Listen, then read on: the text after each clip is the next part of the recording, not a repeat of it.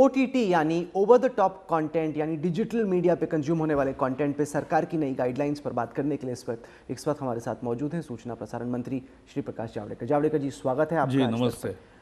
सबसे पहले आप हमें ये बताएं कि नई गाइडलाइंस के पीछे सरकार की सोच क्या है। लोगों को कहीं ना कहीं ये शक था या आशंका थी कि सरकार OTT प्लेटफॉर्म्स को स्वच्छ करना चाहती है, कि एक स्वच्छ भारत, क्लीन कंटेंट आप चाहते हैं और आप एक सेंसरशिप की दिशा में मूव करेंगे। आपने किस सोच के साथ इस कंटेंट को इंट्रोड्यूस किया? देखो, सोच बिल्कुल सही सीधी है कि आज फिल्म को सेंसर के पास जाना पड़ता है और टीवी चैनल्स को प्रोग्राम कोड को फॉलो करना पड़ता है और वैसे ही उनकी भी सेल्फ रेगुलेटरी मैकेनिज्म है। तो एक ही मीडिया क्षेत्र के दो प्लेयर्स को अलग अलग न्याय कैसे होंगे? तो जो न्याय आज फिल्म को या टेलीविज़न को है, वही न्याय OTT प्लेटफॉर्म्स को भी मिलेगा और वही लगा रहे हैं। हमने कुछ नया नहीं किया। Government has not imposed or made a new law. We have just clarified that you need to disclose your information. You have to have grievance redressal mechanism run by you, and just you give compliance report every month. And third is you create self-regulatory mechanism as a group of companies, and then which should be headed by retired High Court or Supreme Court judge and otherwise very eminent personality in that field. So what we are saying, this is the same what is there for TV and what is there for cinema, but we are not mandating here censor board. What we are mandating is that self-classification. We are actually making more trust. Actually, film fraternity should complain us that why you are keeping censor board. So this is, but as you know, the very argument is that you see it in masses in public and this is a private viewing. That's a different idea. But so we have not introduced or put any new restrictions. We have just applied the same, provided the same platform, and at the same time हमने ये किया है कि एक काम किया है कि एक लेवल प्लेइंग फील्ड जो बोलते हैं वो समान न्याय भी होगा और एक इंस्टीट्यूशनल मैकेनिज्म जिसे कहते हैं कि एक सुचारू व्यवस्था वो तैयार की है।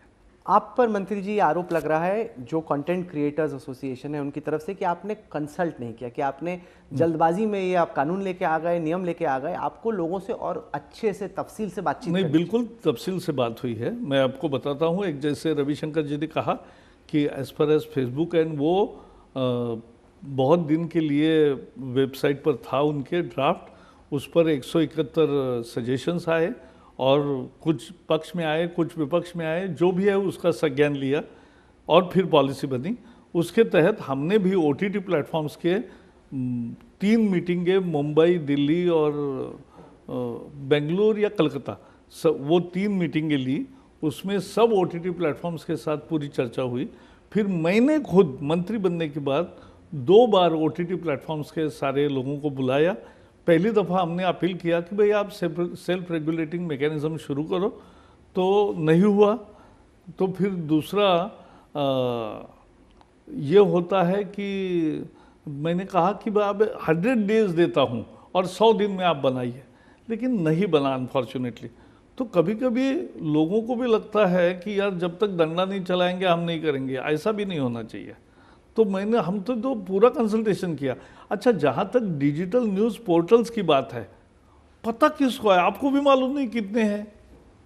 अब जिसका आता पता ही नहीं है तो पहले जानकारी तो आने दो। तो हमने कल क्या कहा है कि भाई आप जानकारी आपकी डिस्क्लोज करो और आप भी एक ग्रीवेंस रिड्रेसल सिस्टम शुरू करो। यही तो हम कह रहे हैं।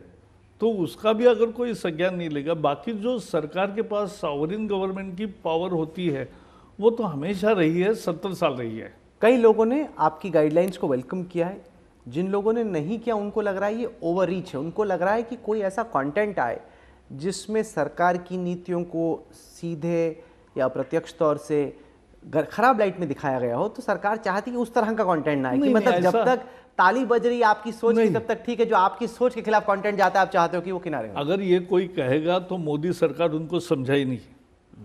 मोदी जी हमेशा कहते हैं कि आपके टिप्पणी का स्वागत है, आपके क्रिटिसिज्म को स्थान है डेमोक्रेसी में, और आपके क्रिटिसिज्म से भी हम सीखते हैं और हम बदलते भी हैं।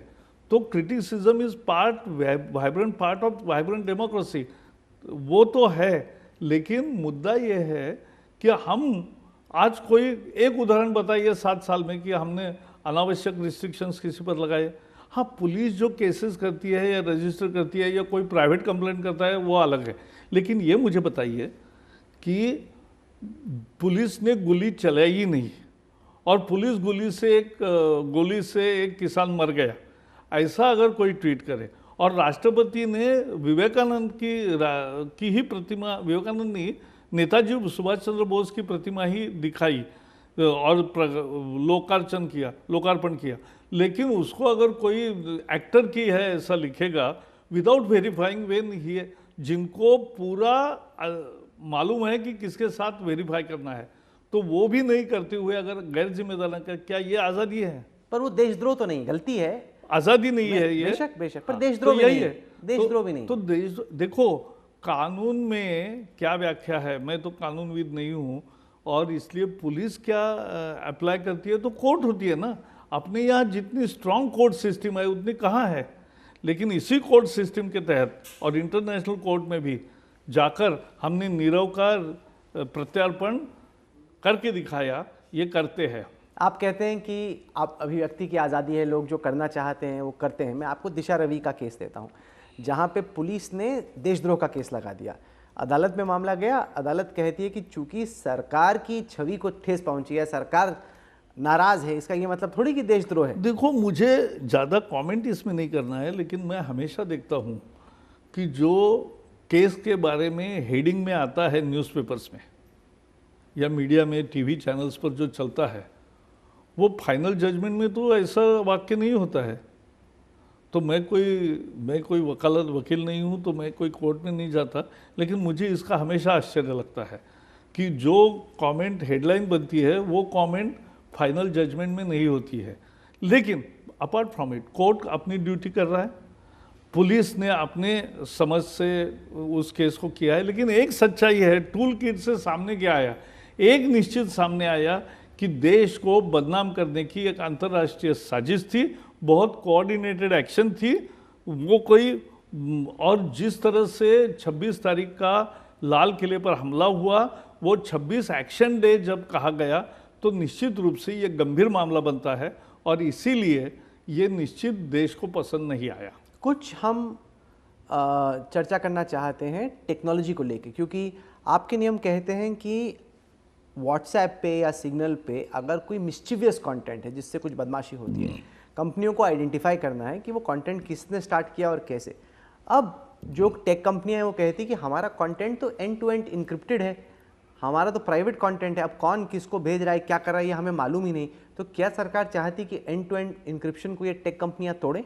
नहीं, ये मुझे बताओ, अभी सुशांत सिंह राजपूत के मृत्यु में रोज आप व्हाट्सएप चैट दिखा रहे थे, वो तो फोन से रिट्रीव हुई ना, कंपनियों से नहीं रिट्रीव। नहीं, व्हाट्सएप से हुई ना। नहीं, व्हाट्सएप के WhatsApp फोन की आपके मतलब जो फोन पे थी वो व्हाट्सएप से नहीं मिली आपको, पुलिस को फोन में चूंकि डंप था क्लाउड पे, वहां से उन्होंने रिट्रीव की। ऐसा है तो जो व्यवस्था है, और दुनिया इसकी चर्चा कर रही है, केवल भारत नहीं कर रहा है, और सभी देश कंटेंट जो भी होगा तो उसमें ओरिजिनेटर ऑफ मिस्चीफ, यानी फिर अनावश्यक दूसरे किसी को तकलीफ न हो, ये मुद्दा है, उसमें क्या बुरा है, ये तो अच्छी चीज़ है, इसका तो स्वागत। और मुझे कल खुशी है कि जैसे हमने ये नया कोड लाया तो इसका बहुत स्वागत हुआ देश भर में, सभी क्षेत्रों से हुआ, उस क्षेत्र से भी हुआ जिनके OTT प्लेटफॉर्म से भी हुआ और फेसबुक से भी हुआ। तो अब सबने स्वागत किया, तो आप क्यों पूछ रहे हो? नहीं, हमारा तो काम है सवाल पूछना। वो ठीक है, इसलिए हम जवाब देने को बैठे। अच्छा, मैं ये जानना चाहता हूं कि सरकार जो नियम रोल आउट कर रही है उसको इम्प्लीमेंट क्या बराबरी से किया जाए, इसको आप कैसे इंश्योर करेंगे? मैं बताता हूं कि जब मिस्चिफ की आप बात करते हैं कंटेंट की, वो तमाम तरह के लोग करते हैं, कुछ सरकार के खिलाफ होते हैं, कुछ ऐसे होते हैं जो अपने आप को सरकार के बहुत बड़े भक्त मानते हैं। सवाल ये कि क्या नियम कायदा बराबर से लागू होगा या बराबर से। ऐसे कि जो एंटी गवर्नमेंट है वो तो आप फट से पकड़ लेंगे, जो आपके पक्ष में है लेकिन दूसरे के खिलाफ बदमाशी, हाँ ये चलने दो। ऐसा कभी नहीं होता। Law is equal. लॉ के सामने सभी, कानून के सामने सभी एक जैसे हैं और देश का कानून लागू करना यही सरकार का काम होता है और वो सबके लिए समान न्याय होता है और रहेगा। आपने जो बात कही, अब आने वाले महीनों में हम देखेंगे कि क्या उसी तरह से इम्प्लीमेंटेशन होती है, उस पर हमारी नज़र रहेगी। सूचना प्रसारण मंत्री प्रकाश जावड़ेकर जी, आपने हमें वक्त दिया, इसके लिए बहुत बहुत शुक्रिया। बहुत बहुत धन्यवाद। Thank you. नमस्कार, मैं हूं अंजना ओम कश्यप। हमें उम्मीद है ये वीडियो आपको पसंद आया होगा। लेटेस्ट खबरों के लिए यूं ही देखते रहिए आज तक और इस वीडियो के पसंद आने पर लाइक, शेयर एंड सब्सक्राइब करना ना भूलें।